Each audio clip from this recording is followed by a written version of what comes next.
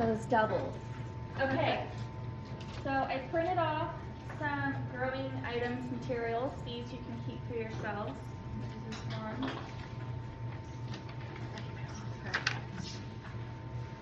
I actually have one of those I know. My brain just gave them all away.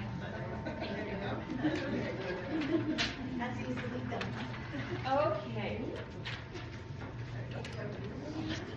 So I'm going to be talking about two different ways that you can grow mushrooms. One of it is the way that I do it in a 5-gallon bucket. It starts off with half brown rice, half white rice. Super simple, you can get it at the dollar store. You do a half and half, halfway up. I didn't empty it. So you'll fill it halfway up with your rice mixture, and then you'll fill it up with water just above the rice, and you'll pressure can it with one of these special toppers.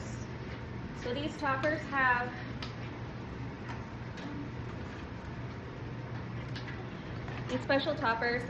two vents, and this is a resealable puncture wound for your mushroom spawn. Mushroom spawn can be put in the refrigerator for up to 6 months. You can normally tell when it starts going bad just based on the color. It'll get really like milky. I'm gonna pass these around. What kind of oyster spawn is? It doesn't have any of the stick tips on it. I'll pull those out. So I've got a couple. And the reason why I like using spawn like this better and doing it myself is it's way more cost effective. Each one of these tubes, you only need about 5 milliliters of liquid to a quart jar to fill up 1 to 2 5-gallon buckets, depending on how much you want them dispersed. Whereas you could go a different route. Instead of doing the grain spawn and getting the toppers and getting the liquid spawn, you would get it's a brick. You can get it from, there's multiple vendors online. There's actually one in Spokane too that you can drive to. You would just get the grain spawn in a brick, and you would break that up into, and the mycelium's already in it, which is what this would turn into after 2 weeks. You break it up and you're gonna lasagna layer it in here. So you'll have your straw, your mycelium, your straw, your mycelium, just enough to cover it, and then you'll have straw on top to push it all down. And then your mushrooms will pop out of these holes. The only thing is, when you're growing mushrooms, is you have to sanitize. Sanitizing is super important. You sanitize your gloves before you start pulling anything out. You sanitize your syringe tips, even when they come out and they're in their perfectly packaged materials. You sanitize that. You want to sanitize the outside of your self-sealing lid. These also pop out, and you can get the vents. They're just stickers. You peel them off. You can wash them in the dishwasher. Put new stickers on. They're super inexpensive too. Amazon. But there's also the store in Spokane that sells bricks, mycelium, syringes. The straw is just regular straw. You can get it at Tractor Supply, Plan B. The only thing is with that is you want it, put it in a tub. I usually do just like a plastic moving tub. I put the straw in it and I take hot water and I just fill it enough to cover the top of it. And you want to leave that so it absorbs a lot of the moisture. Because the thing about mycelium is it needs moisture and it needs nutrients. The moisture is going to help it grow, and the nutrients is what it has in the straw. So as it grows, it takes 2 weeks. Let me backtrack. When you do the grain spawn, you do the water, you do the half and half of the rice. You're going to pressure can it for 30 minutes at 15 pounds. And I can write this all down. After 30 minutes, You depressurize, you pull it out, you let it sit overnight to cool. That next morning is when you shake it up and you put your grain, your spawn into the grain. From there, just stick it in a cupboard, shut the door, check back on it in a week or two. Super hands off.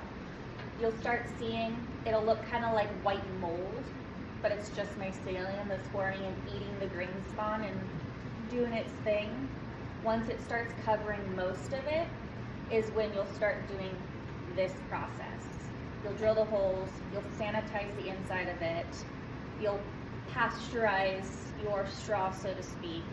You're going to let that straw cool down, and then you'll do your layer method of straw, mycelium, straw, mycelium, straw. With that, you'll just stick it in your garage, the tarp or garbage bag over it, and check on it in about a week.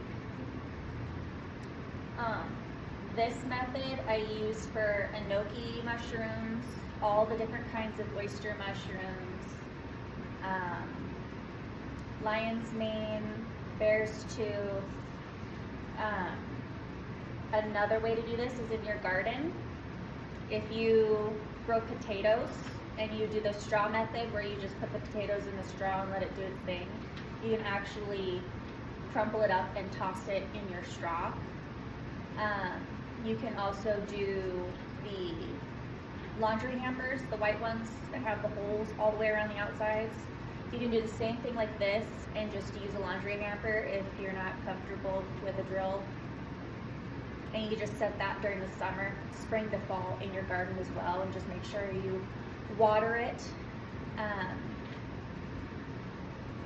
If you want to do more of like a specialty mushroom with like wine caps, shiitakes, things like that, that's when you'll have to do plugs. They're like this big, and you drill into a log and plug them usually the fall before. You'll put wax over them, and then that next year they've inoculated that log and you just stack them. Wine caps go really well on wood chips as well. With those, I recommend just getting the blocks and breaking them up and then just tossing it out. But those take about a month to start kind of popping up. But it's nice because you'll be in your garden getting your things and you're like, oh, there's a mushroom. So, and these are prolific. If you like mushrooms, you're going to get a lot of mushrooms. So from spring to late fall, I started these a couple weeks ago. I do have some mycelium in it, but I did kind of thin it because I knew it was going to take a lot longer because of how cold it is. And I can always bring them back in next month or the month after because I've got 6 different mushrooms going right now. These ones are enoki. And they'll just start popping out. Even with the basket version and whatnot, they'll start growing out of the top and the sides. You can dehydrate them. You can make seasonings out of them. You can fry them. They make great faux chicken substitutes. They're really good on sandwiches. They smell like black licorice, but they don't taste like black licorice, like oyster mushrooms. Enoki mushrooms are really good because you can add them into your stir fries. Great in different Asian dishes. They're really easy. I did bring a couple of different reading materials. This is a book that I highly recommend. It's The Essential Guide to Cultivating Mushrooms, Simple and Advanced Techniques. This one just has simpler mushrooms like shiitake, oyster. It's kind of hard to mess those ones up. And then I brought, I've got one on oyster mushrooms, commercial growing, button mushrooms, and then specialty mushrooms. These are like the wine caps, the shiitakes,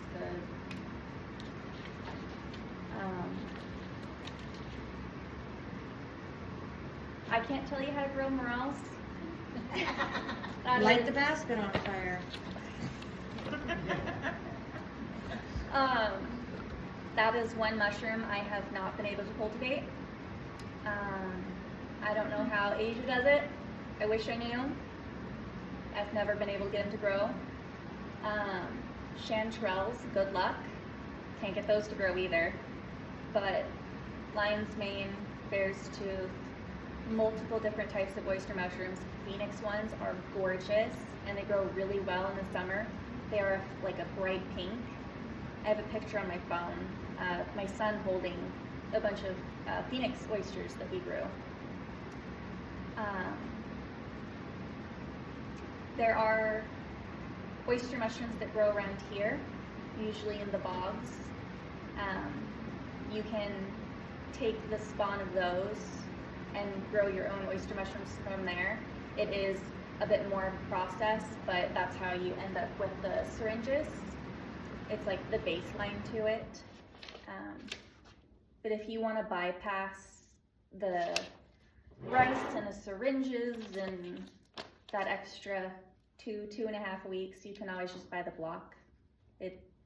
This way is more cost efficient, but it's definitely delayed gratification. But you also get a lot more mushrooms because you only use the tiniest bit of that syringe and you just store them in the fridge. So when you sanitize, what do you use to sanitize, and if you buy the block, do you still have to do the sanitizing step? So when you go into here is when you sanitize. Okay. With the block, you would sanitize your gloves just because anything is even on these gloves. Like I just use these basic ones. You can get them at Harbor Freight, Tractor Supply. I get mine at Harbor Freight just because it's like $11, and I think these are like 100 of them. Tractor Supply is closer, and so is Ace Hardware. Ace Hardware is like 20 bucks, but if you don't want to go over the hill, it's worth it. You would sanitize your gloves no matter what. I use isopropyl alcohol. You can either do it with the single wipes, or you can get the bottle at Walmart. It's like 91%. Just put some on your hands, let them dry a little bit, and then that's when you would open up things and start breaking them apart. You would also use the same isopropyl alcohol in here. I just use paper towels. I drench a paper towel when I wipe it out. Make sure that I don't have any leftover plastics. And if you're using the laundry basket, you would just wipe out the inside of it. Some people don't do that method of sanitizing it. I personally do because I've had some funky stuff. Again, we have chickens, and chickens are dirty, quail are dirty, kids are dirty. So you never know what they're gonna track in, and it's better be safe than sorry. Don't wanna get anybody sick eating our foods. But yeah, no, they're great. They're great shelf-stable items you can use. I have a bunch of oysters and chicken of the woods and morels, chanterelles, lion's mane, bear's tooth. I've got them all dehydrated and put in jars. And then I have one of those little self-sealing doohickeys you put over the top of it, and it pulls the air out. Love that thing. Love that thing. Best $16 I've ever spent. And as long as you, like canning, you don't put them in the direct sunlight, they'll last forever. Okay, with all the different mushrooms you have at the store, I have not heard of enoki. This is my first year growing these ones. And you put them in just like you do with the salts and the Yes. meals? Yep. So, you're good. So with the enoki ones, I really like doing it. I saute them in like soy sauce and ginger and mirin, and you cook them down a little bit, and then you roll them in skirt steak, and you sear off the skirt steak. It's good. You could also just like top it on ramen. Enoki mushrooms and oyster mushrooms are one of the only two mushrooms you don't actually have to cook to ingest. I always say cook your mushrooms, you don't know where they come from. Same with button mushrooms, you don't know where they come from. Yeah. So when you do like one season, Yes. and then come the next season, do you start fresh over, or do they regrow, or? So if you're using logs, they will regrow. If you're doing this method, you'll start noticing when they start tapering off with the mushrooms, because you'll have a giant flush. Just like with tomatoes, you'll have a million tomatoes and then you'll notice they'll kind of stop.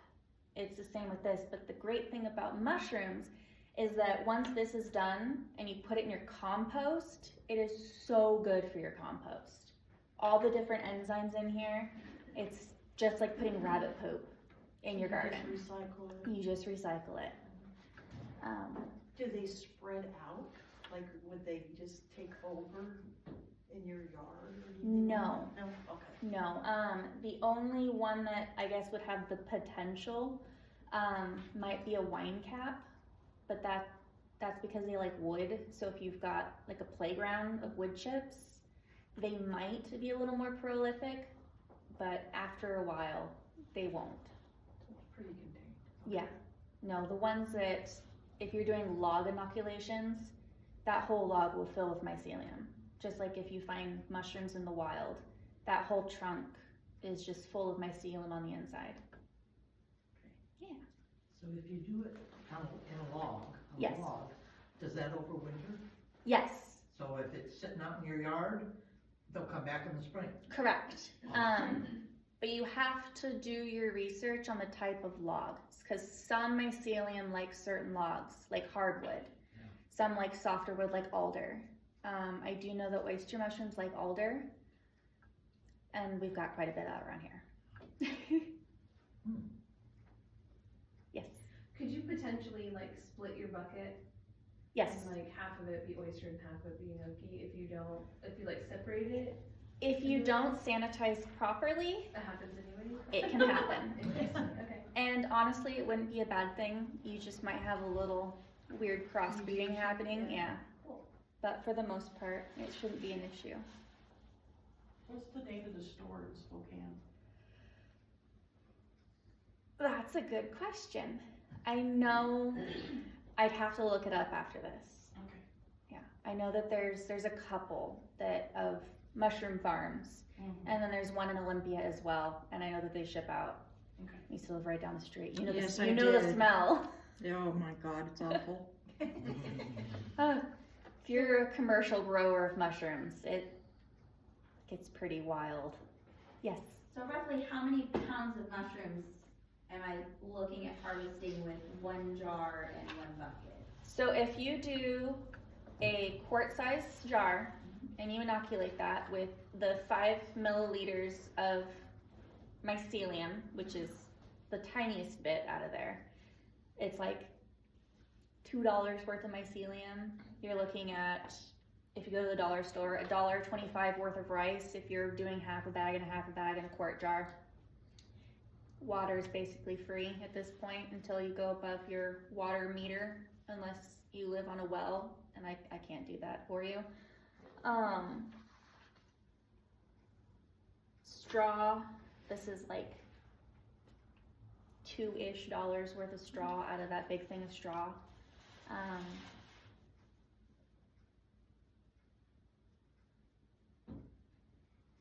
You get like 5 or 6 flushes of mushrooms, and it's 5 to 10 pounds worth of mushrooms each flush, depending on how often you pull them out. And the more you pull them, the more they'll grow. It's not like a, oh, I'll wait. Like you wanna, once you see them come out, start popping them off. One bucket feeds my family. And I do a couple of buckets a season, and I still have mushrooms coming out of my ears, but here I am. And that's just probably because you want more variety than? Yes. Different mushrooms have different taste. I hear people all the time saying like, I don't like mushrooms. I don't like the texture of mushrooms. I don't like the taste of mushrooms. If you're talking about mushrooms that you buy at the store, it's because they're the same genus of mushroom, just at different growth rates. Button mushrooms, brown mushrooms, portobello mushrooms are all the exact same genus of mushroom. When people are like, I don't like mushrooms, it's like, you don't like that one specific mushroom. So if somebody, cause that's my husband, if somebody doesn't like those mushrooms, Mhm. what would you recommend as a good one to try? Is it the I think it's gooiness, so to speak, like the texture. texture? I recommend chicken of the woods. Chicken of the woods you can also grow, but that one is more of a log variety, which will take a few months to inoculate. I usually recommend doing those in fall, and then it'll overwinter. That bit of a freeze will stratify, like they do with the seeds. We'll stratify it, and then come that next fall, you'll have chicken of the woods growing.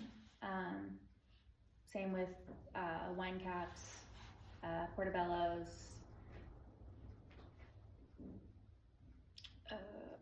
lion's mane, bear's tooth, and a whole bunch of other ones that I can't think of off the top of my head.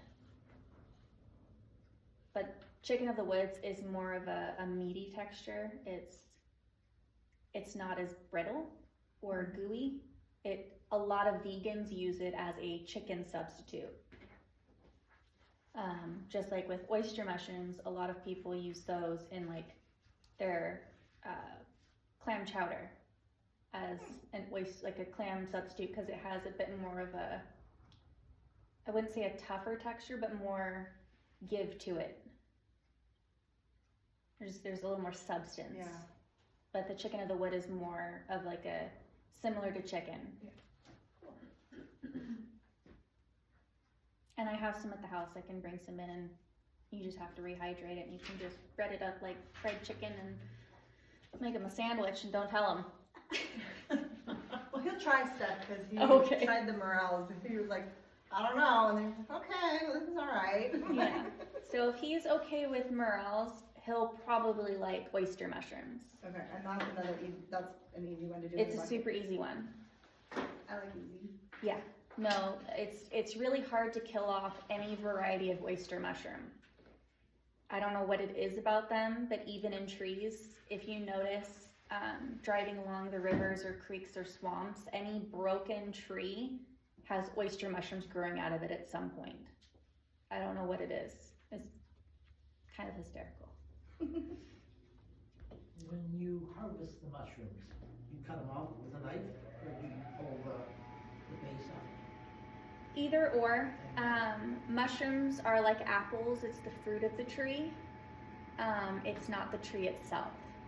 So even if you're foraging out, it depends on if you want your bag messy or dirty. You want a clean one? Cut them.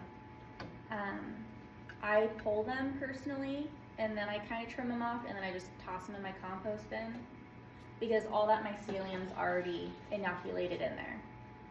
Just like if you find it in a tree or on the ground, that mycelium is already within the environment. It's not going to harm it in any way.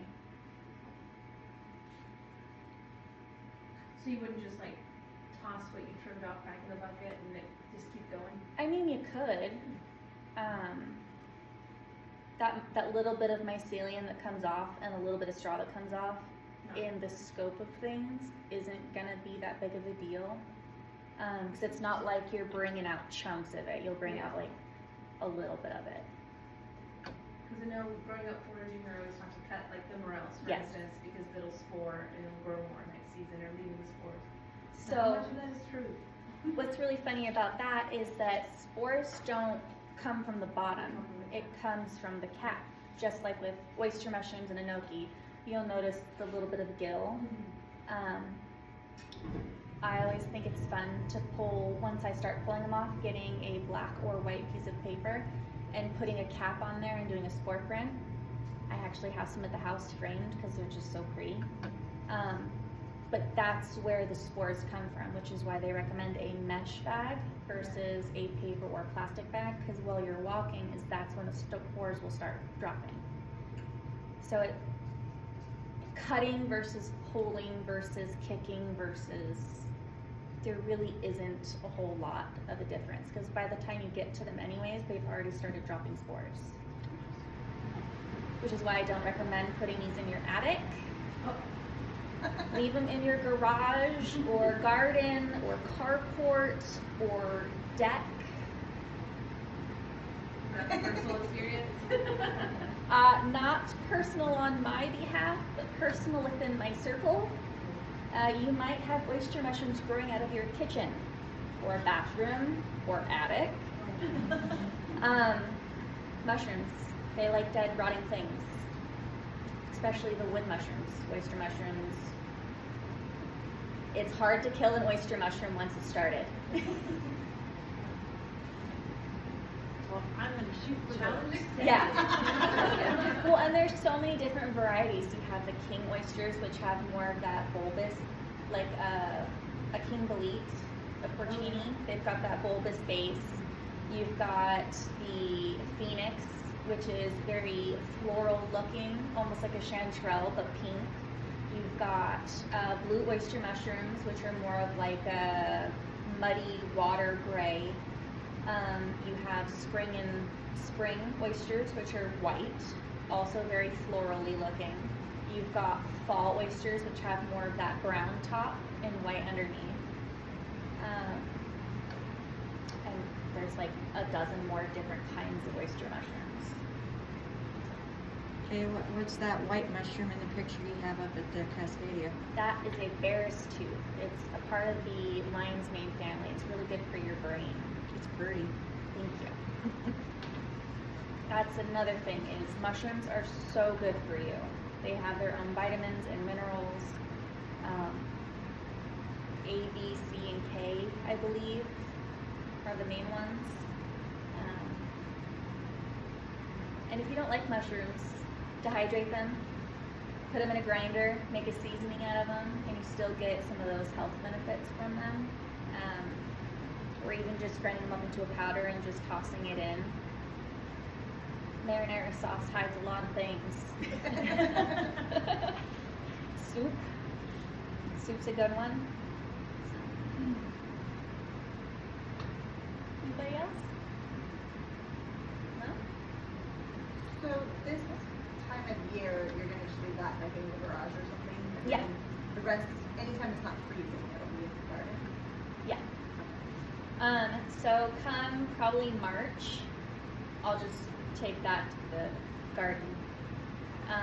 I leave the top on it. You don't have to put a top on it. I do because we've got a barn cat and stray dogs and our chickens. So it's personal preference, and I put the top on that, and it pushes it out because it'll seek light, so it'll come out of here versus here and here. That, and I like to stack them. So I'll just stack them, bungee cord it against my fence, and then it'll start growing. And then you just hose the bucket to water them? Or? So these ones, because of how they're contained, the moisture's in here. So you don't have to keep hosing these ones down. That's another reason why I like the lid. And then when I do first start it, I put a tarp or a bag over it, like a garbage bag, for the first week, because that'll start helping it. Like when you put seeds in a greenhouse, it kind of forces it to start growing. And then after that, I put it outside. If you do the wastebasket version, where it's not a bucket and it's just wastebasket out, I would start that more at the end of March, beginning of April, because that's where you're going to want to just put it out in the garden. It's really good for your compost. I would think this would help keep critters out too. 'Cause Yeah. with the straw, you might feel like that's a friend and dig around.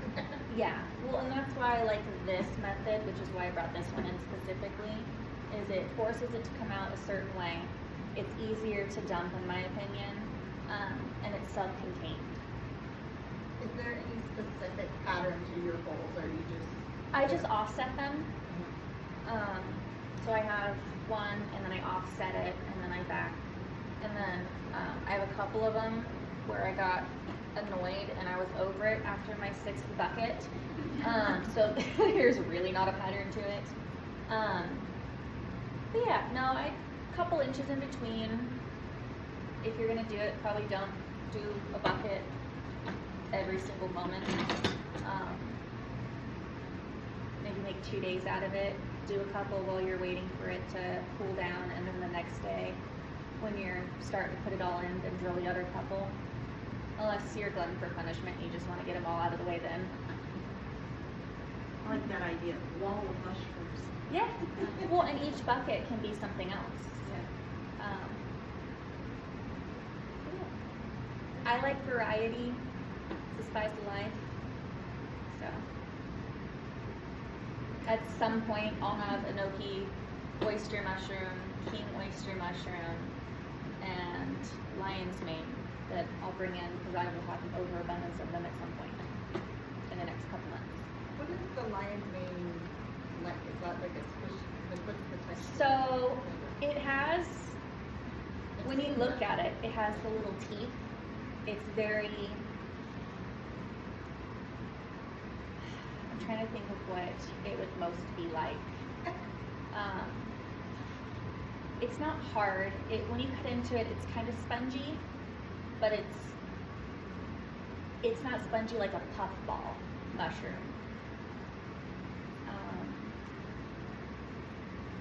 A lot of people dehydrate that and put it in their coffee because it has a lot of, they're actually using lion's mane and the lion's mane genus in Alzheimer's research and dementia research right now because it has such a good benefit of reconnecting those neural pathways in your brain, which is why I like to grow it. I also find it out in the forest, but I like having that on hand because my husband is a little older than I am, and I need to keep that brain going. That and Alzheimer runs in my family, so I'm trying to nip that in the bud real quick.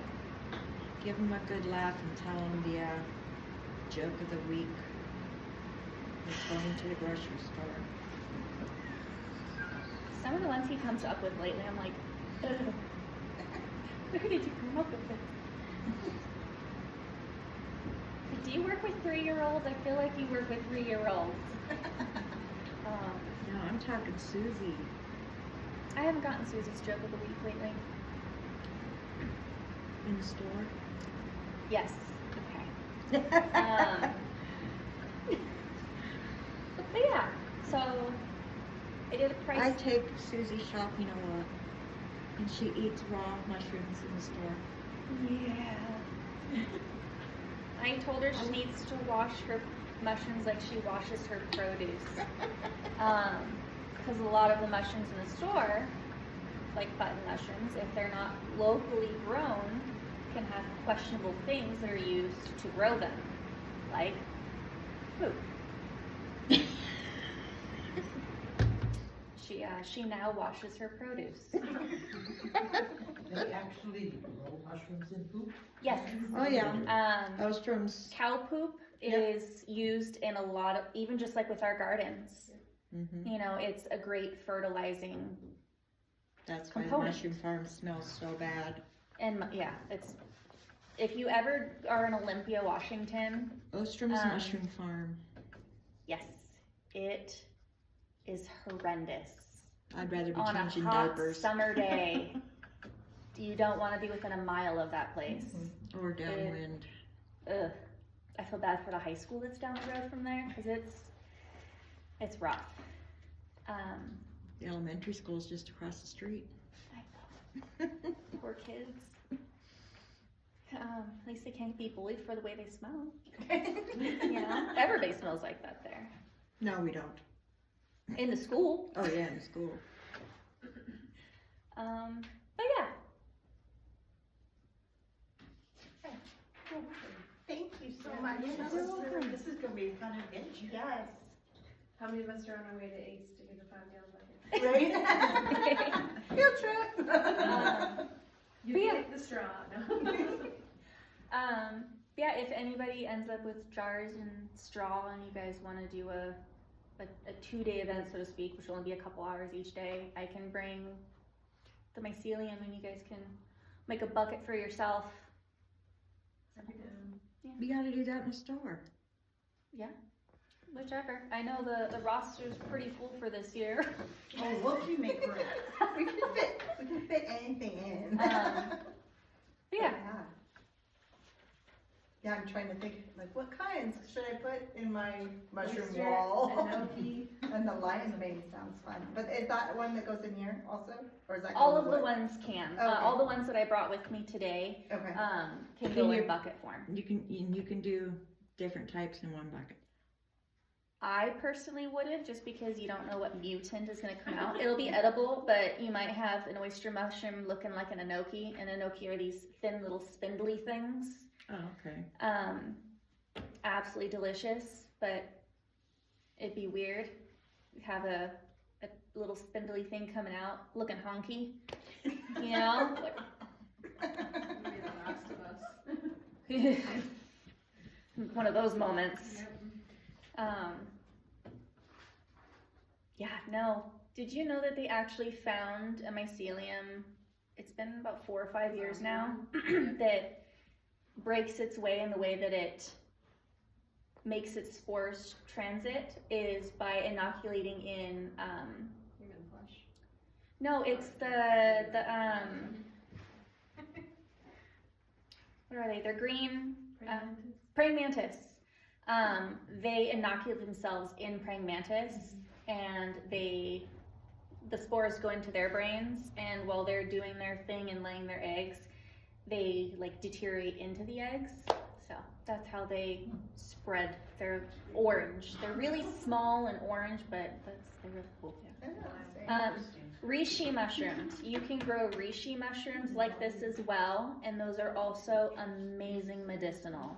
Those are ones that you would grow, you would dehydrate, you would grind up and put in things. That and lion's mane, definitely recommend putting in your coffee. Like if you guys make coffee at home, toss in a tablespoon of both in the grounds and making your pot of coffee that way.